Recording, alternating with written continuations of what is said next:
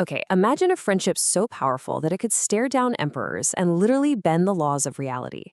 We are about to dive into an incredible old story about two men whose bond is tested by everything you can imagine: corruption, magic, and a search for a kind of justice that, well, our world just might not be able to offer. It's a question we all kind of ask ourselves, right?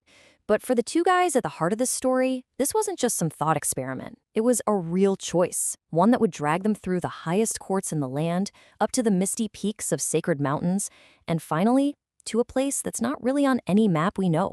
So meet Zhou. He's a guy with wealth, a bit of influence, and this is his best friend, Cheng, a brilliant but poor scholar.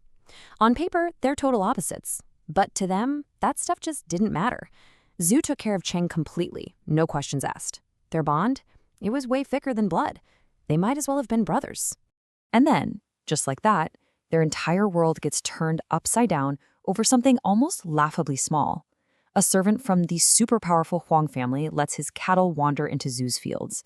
A few angry words get thrown around between the servants, and suddenly a dumb argument over some trampled crops becomes a full-blown crisis. The local magistrate, who is basically owned by the Huang family, has Zhou's servant beaten. Zhou he's seeing red.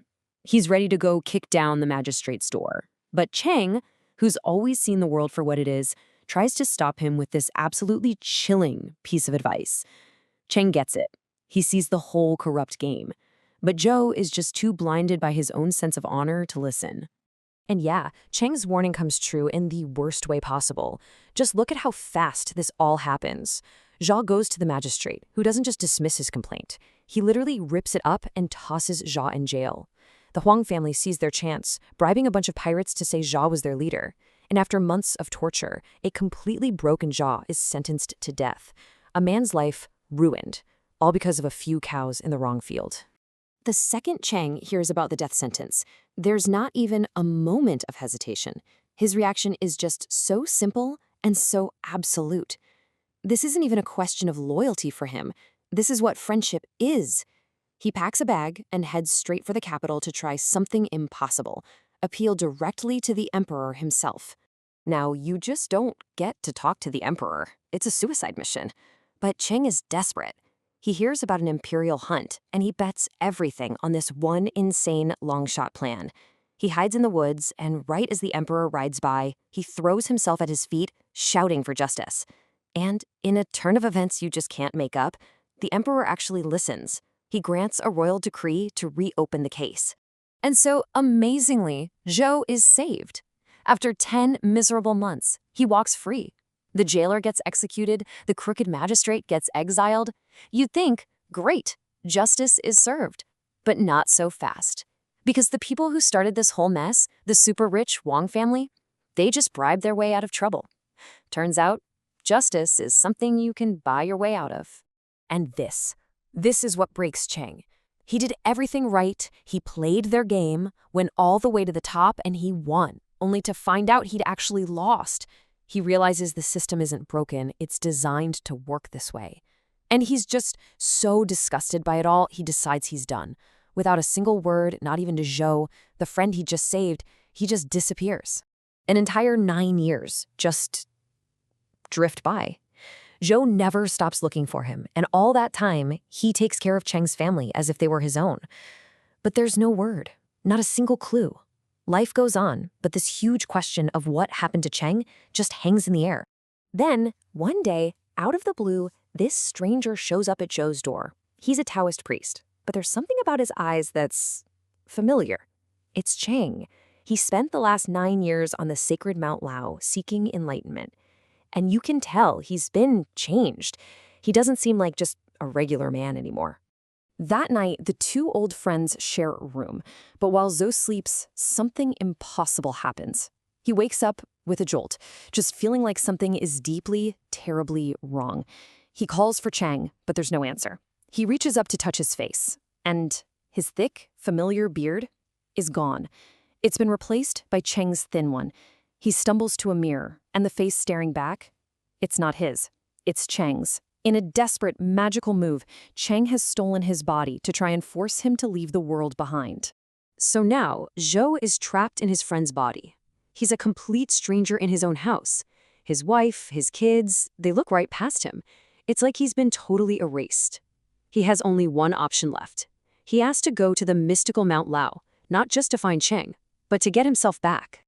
His journey doesn't end at some temple you could find on a map. It ends at a place that feels like it's outside of time itself, the Shangxing Palace. Here, it's like all the seasons are happening at once. The air is filled with the songs of birds that sound like music from another world. This is where Cheng lives now, in a place that's halfway between our world and somewhere else. Zhou finally finds him, or, well, the man wearing his face. They sit down and meditate together in total silence. And as they do, Zhou feels this strange energy, like everything is snapping back into place. Without even thinking, he touches his chin and feels it, the familiar scratch of his own beard. The spell is broken. He's back. But even after all of that, Zhao's heart is still tied to his family. He just can't let go of his old life.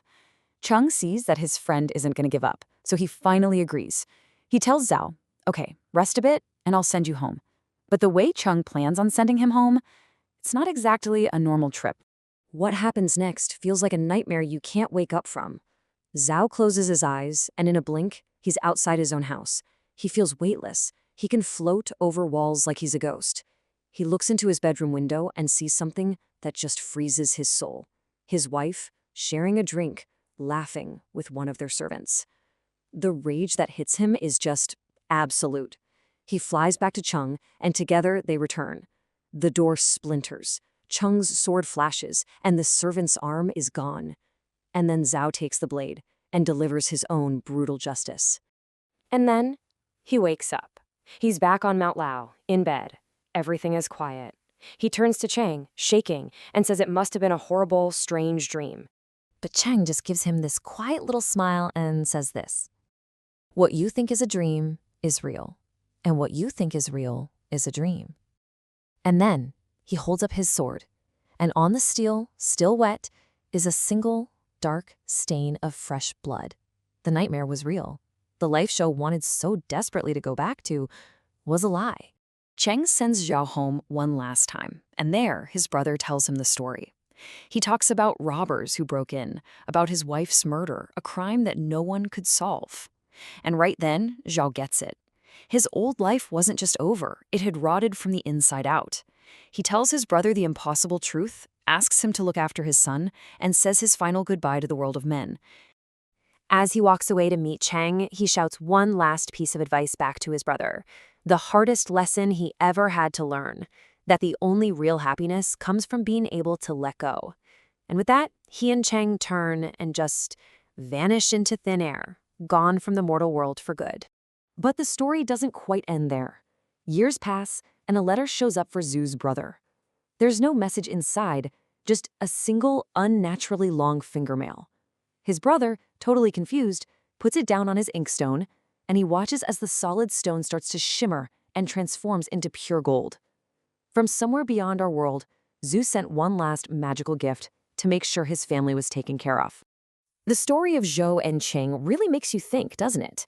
They looked for justice in the world of men and found that it was all a sham. So they had to forge their own path, one filled with magic and vengeance and ultimately leaving it all behind. And that leaves us with their impossible choice. When the world fails you, do you try to fix a broken reality or do you just find a new one?